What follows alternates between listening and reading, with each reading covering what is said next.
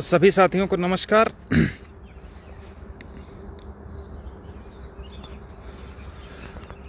चूँकि कल अपनी सुनवाई 3 बजे से लगी हुई है और काम ज़्यादा है तो हमने सोचा सुबह ही निपटा लें। देखिए साथियों, अभी तक जो बहस हो रही है वो पूरे रिजर्वेशन मैटर पर ही हो रही है। ठीक है, अभी चूँकि पिछली डेट पर तो जब भाटिया साहब की कोर्ट में मैटर था तो डबल रिजर्वेशन वाला मुद्दा काफ़ी हाईलाइट हो रहा था। उसका मुख्य रीज़न ये था कि जिन लोगों को उसमें पार्टी बनना था, नहीं बनना था या अपोज करना था, किसी ने भी ऑब्जेक्शन नहीं किया। ठीक है, उसका नुकसान हम लोगों को उस समय ये हुआ था कि वो जो त्रिपाठी जी और अन्य सीनियर्स थे जो समझाना चाह रहे थे वो पूरा का पूरा चीज़ों को मैनिपुलेट करते हुए वो समझा ले गए थे। ठीक है, अब मुकदमा नई कोर्ट में आ गया है। ठीक है, तो अभी तो हम लोगों की ही बहस चल रही है।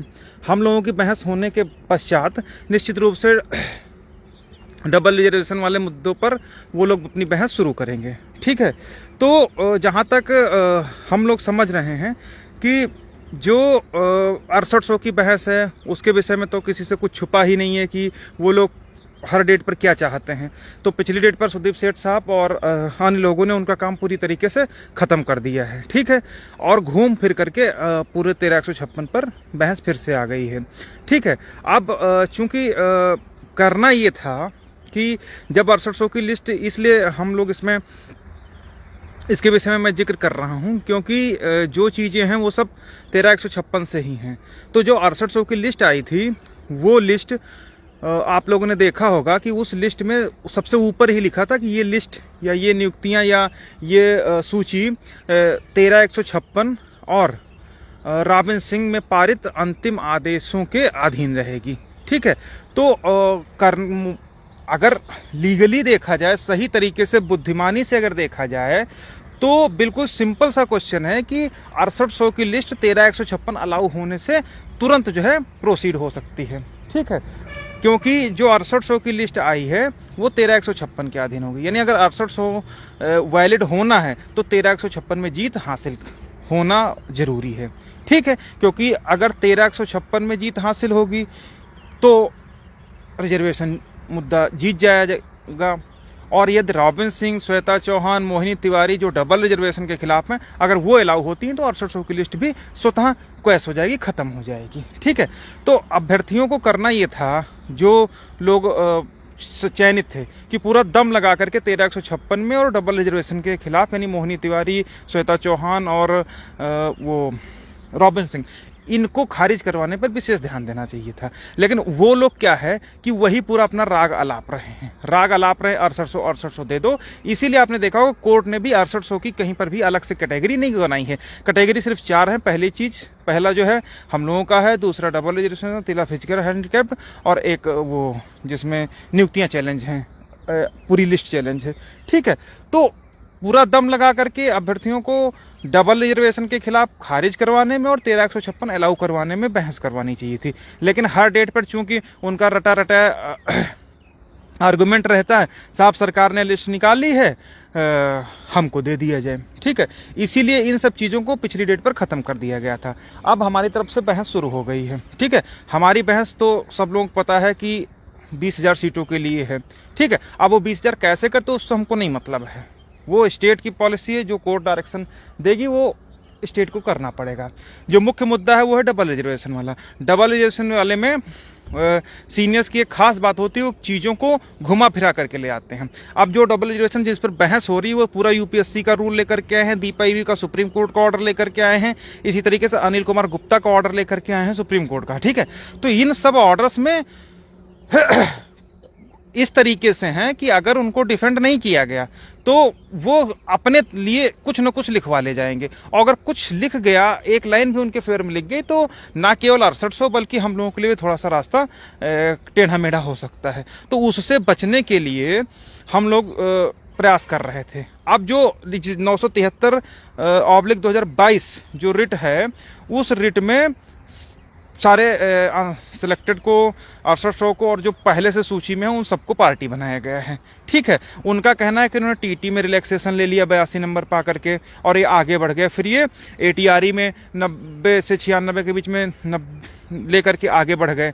ठीक है, हम लोग वहां से रिवर्स हो गए। तो इसलिए ऐसे अभ्यर्थी जिन्होंने टीटी में रिलैक्सेशन लिया हो, नंबर 1, या एटीआरई में रिलैक्सेशन लिया हो, उन लोगों को जो है पूरी तरीके से रिसफल यानी कि अनरिजर्व सीट पर ना एकोमोडेट किया जाए। अभी हम आपको प्रेयर भी भेज देंगे, वो हमारे पास सारी चीजें हैं। ठीक है, वो सब हम निकलवा लिए थे। ठीक है, अपने भी इंटरव्यू और काउंटर एफिडेविट बना करके तैयार है। ठीक है, तो उसमें साफ साफ लिखा है कि जिसने टीटी में रिलैक्सेशन लिया हो, अगर उसका गुणांक ज्यादा बन रहा है तो भी उसको जो है अनरिजर्व की सीट नहीं देनी चाहिए, बल्कि उनकी ओन कैटेगरी में शिफ्ट किया जाना चाहिए। ठीक है, इसी तरीके से उनका कहना है कि टीटी वालों को बाहर करो। नंबर 2, एटीआर जिन्होंने 90 से 96 नंबर पाए हैं, उनको उठा करके बाहर करो। ठीक है, तो अब आप सोच के देखिए, बहुत सारे हजारों की संख्या में ऐसे अभ्यर्थी सिलेक्ट हैं जिन्होंने टीटी में 82 से 89 नंबर पाए थे, लेकिन एकेडमिक उनका ज्यादा था, इसलिए वो शिफ्ट कर गए अनरिजर्व में। इसी तरीके से एटीआर में बहुत सारे कैंडिडेट ऐसे हैं ओबीसी एससी के जो 90 से 96 अंक पाए हैं, और एकेडमिक ज्यादा है, बीटीसी ज्यादा है, या बीएड ज्यादा है, या हाई स्कूल इंटर ग्रेजुएशन ज्यादा है, तो उनका गुणांक ज्यादा बन गया, तो अनरिजर्व में शिफ्ट हो गए। इन लोगों का आर्गूमेंट है कि इन सबको जो भी 82 से 89 नंबर पाए हैं, उनको उनकी कैटेगरी में दे दिया जाएगा। जब कैटेगरी में दे दिया जाएगा तो कैटेगरी के वैसे भी जब आ जाएंगे तो जो सीटें खाली होनी चाहिए वो खाली नहीं होंगी। ठीक है, तो इस चीज को लेकर के उन्होंने कई सारे मुकदमे किए हैं, लगभग किए हैं 40-42 केसेस हैं उसमें। ठीक है, तो वो पूरी लिस्ट है हमारे लोगों के पास। ठीक है, तो उसमें करना ये है कि उन सब में पार्टी बनना चाहिए था आरक्षित वर्ग के अभ्यर्थियों को, लेकिन किसी ने भी उसमें ऑब्जेक्शन ना तो फाइल किया, ना काउंटर फाइल किया है, ना इंटरवीन किया है। ठीक है, अब पिछली डेट पर भाटिया साहब के यहाँ यही चीज हुई कि जब उसके विरोध में कोई है ही नहीं, तो आखिर विरोध में कौन बहस करेगा। स्टेट है तो स्टेट की पॉलिसी क्या है, स्टेट को तो आप सभी लोग जानते हैं कि स्टेट कितना हम लोगों की हितैषी है, वो किसी से छुपा है नहीं। ठीक है, तो जब सरकार कितनी बहस करेगी वो देखने वाली बात होगी। अब जब उसमें ऑब्जेक्शन यानी डबल रिजर्वेशन वाली जो रिट है, उसका विरोध करने वाला, उनके आर्गूमेंट काट करने वाला कोई वहां पर खड़ा ही नहीं होगा, तो जाहिर सी बात है जो वो लिखवाना चाहेंगे वो लिखवा ले जाएंगे, पहली चीज। और इसके साथ में एक और सबसे जरूरी चीज ये है कि आप इसको सोच के देखिए, जैसे उसमें 15-16 लोगों को पार्टी बनाया, मैंने कल किसी व्हाट्सएप ग्रुप में डाला भी था कि आप लोग देख लीजिए कि इसमें आरक्षित वर्ग को पार्टी बनाया है कि नहीं बनाया है, पार्टी बनाया है। तो अब आप सोच के देखिए कि जब वो बुला रहा है, रिस्पोंडेंट बनाया है और बोल रहा है कि आप अपना पक्ष रखने के लिए आइए, आप अपना पक्ष रखने के लिए आइए, हर बार बोल रहा है, लेकिन जब अपना पक्ष रखने के लिए कोई आ ही नहीं रहा, मतलब आरक्षित वर्ग की तरफ से कोई आ ही नहीं रहा है, तो ये मान लिया जाएगा कोर्ट के द्वारा कि इस रिट में किसी को कोई आपत्ति नहीं है, किसी को कोई विरोध नहीं है, इसलिए उस रिट को अलाउ कर दिया जाएगा। और वो अगर अलाउ हो गई तो क्या होगा, वो किसी से छुपा नहीं है। ठीक है, जैसे अभी हम लोग कहते हैं कि 67 में जो अनरिजर्व वाले सिलेक्टेड है, जनरल सेलेक्ट, उनको शिफ्ट करो, फिर ये आ जाएगी जो ओबीसी में सिलेक्ट है उनको शिफ्ट करके जनरल को ले आओ। ठीक है, तो सिंपल सी बात है, जिन लोगों को थोड़ी सी भी नॉलेज है वो लोग उठा करके 973/2022 देख लें, डबल रिजर्वेशन वाली है, उसमें बहुत सारी चीजें लगाई हैं, कितनी चीजें टिकेंगी ये तो देखने वाली बात होगी, लेकिन उसमें जब पक्ष रखने के लिए आपको बुला रहा है, पार्टी बना रहा है, उस किसी कैंडिडेट ने आज की डेट में उसमें ना तो काउंटर एफिडेविट फाइल किया, ना इंटरवीन किया, कुछ भी नहीं किया है। तो वही चीज होगी कि जब पार्टी बना लिया, कोई नहीं विरोध में बोल रहा, तो कोर्ट के आंखों पे पट्टी बंधी होती है, वो केवल सुनती है, में लिखना बोलना पड़ेगा कि नहीं बोलना पड़ेगा। अच्छा, दूसरा एग्जांपल इस तरीके से समझ लीजिए कि आप हमारे लोगों की जो रिजर्वेशन वाली रिटें हैं, आप शुरुआत से लेकर के अभी तक जितनी रिटें हैं आप उठा, तो उन सभी रिटों में जनरल के अभ्यर्थियों की तरफ से हर रिट में पार्टी बना गया है। चाहे अंगद प्रसाद शुक्ला के माध्यम से हो, चाहे मतलब आप उठा के देखिए जितनी भी अनरिजर्व कैंडिडेट हैं वो सब हमारी सभी रिटों में विरोधी बने हैं। और ना केवल कुछ नेट प्रॉब्लम कर रहा था इसलिए शायद कट रहा। तो आप जो भी हमारी पुरानी रिटें हैं उन सब में देखिए अंगद प्रसाद शुक्ला से लेकर के अन्य तक सब में वो लोग अपना पक्ष रख रहे हैं और रिजर्वेशन का विरोध कर रहे हैं। लेकिन जब वो रिट किए हैं तो उसका विरोध करने वाला कोई नहीं है, ठीक है। जब उसका कोई विरोध ही नहीं करेगा, कोई ऑब्जेक्शन ही नहीं करेगा, तो जो चीज वो बुलवाना चाहेंगे, जो चीज बोलना चाहेंगे वो अपना बोल के साइड में हो जाएंगे, बोल के निकल लेंगे। जब बोल के निकल लेंगे तो कोर्ट ये तो देखेगी कि कौन आया, बोला और कौन उसका विरोध किया, ठीक है। जब उसका विरोध ही कुछ नहीं होगा तो काम खत्म हो जाएगा, ठीक है। तो वो अलाउ होने में कोई बहुत बड़ी समस्या नहीं आएगी, ठीक है। तो जब ये सारी बातें हैं तो इसीलिए, चूंकि मैं बैल कहता हूं, चूजा कहता हूं, तो मैं गलत नहीं कहता हूं, ठीक है। पहला, अरे भाई हमारे पहला लोकस तो जो जिनका गुणांक ज्यादा है, जिनका 6800 की एक लिस्ट निकली थी, हालांकि अब उसका वजूद नहीं है, लेकिन एटलीस्ट उनका गुणांक हाई था तो उनको उसमें घुस करके दमदारी से अपना सीनियर एंगेज करके बात करनी चाहिए थी, लेकिन नहीं की, ठीक है।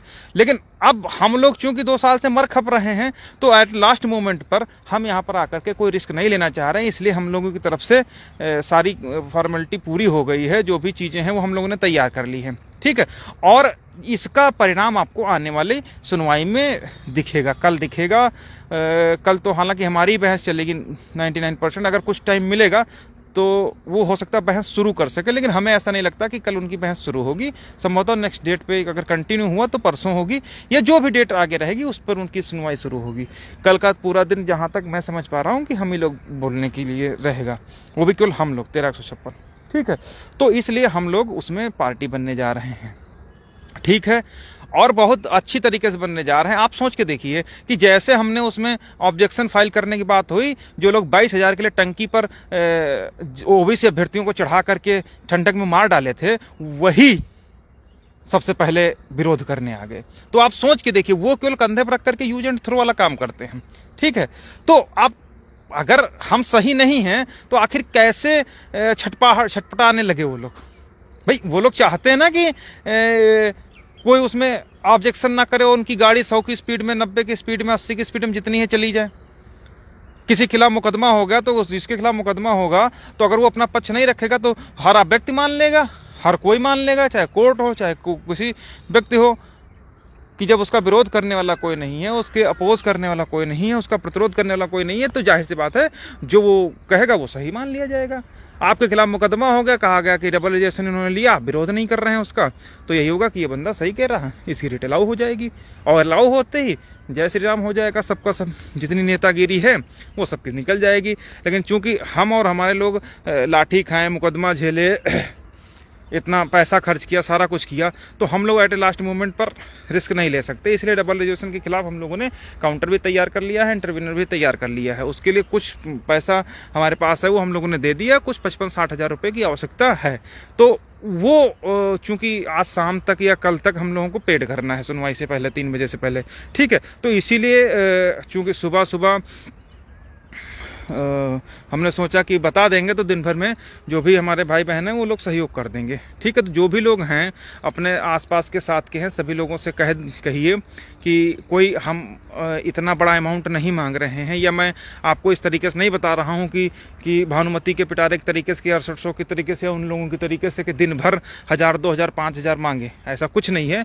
ना ही मैं 10,000 का जूनियर उठा करके आपसे 4 लाख का, 3 लाख का, 2 लाख का रिक्वायरमेंट करूं, कुछ नहीं। जितना आवश्यकता है उतना मैंने आप लोगों से बता दिया। अब ये सबकी जिम्मेदारी है कि कम से कम जो ये जेन्युइन चीज वो है वो तो अवेलेबल होना ही चाहिए। बाकी क्या है वो किसी से छुपा नहीं, कौन किस डेट पे बहस करता है वो सबको पता चलता है, ठीक है। और ये सारी बातें हैं, ठीक है। तो हमारे और नौकरी के बीच में सिर्फ और सिर्फ डबल रिजर्वेशन वाला मुद्दा बचा है। इसको हम लोग क्रॉस कर जाएंगे तो काफ़ी हद तक हमारा काम हो जाएगा, ठीक है। इसीलिए इस रिट में हम लोग ऑब्जेक्शन फाइल कर रहे हैं, और इतना ज़बरदस्त ऑब्जेक्शन फाइल होगा कि इस बार आप लोग खुद देखिएगा कि पिछली बार जैसे वो लोग उड़ने लगे थे, इस बार सारी उड़ान जो है ख़त्म हो जाएगी। उड़ान इसीलिए थी क्योंकि हमने सोचा था कि ये बैल जो हैं जिनका लिस्ट में नाम हो शायद कुछ कर दें, लेकिन इनके बस का कुछ नहीं है। केवल सरकार ने 6800 की लिस्ट निकाली है, हमको नियुक्ति दे दी जाए। इसके अलावा तीसरा ना उनके वकील के पास कोई रटाया कंटेंशन है या कोई नई चीज़ उनके पास नहीं है, ठीक है। तो लेकिन हम लोग चूँकि अभी तक यहाँ तक लाए हैं केस को खींच के, तो आगे भी ले जाना हमारा लोगों का दायित्व है और जीत ही अंतिम विकल्प है हमारे लिए, ठीक है। तो इसलिए जो भी भाई बहन हैं सभी लोग यार इतना तो सहयोग कर ही सकते हैं, ठीक है। बहुत बहुत धन्यवाद।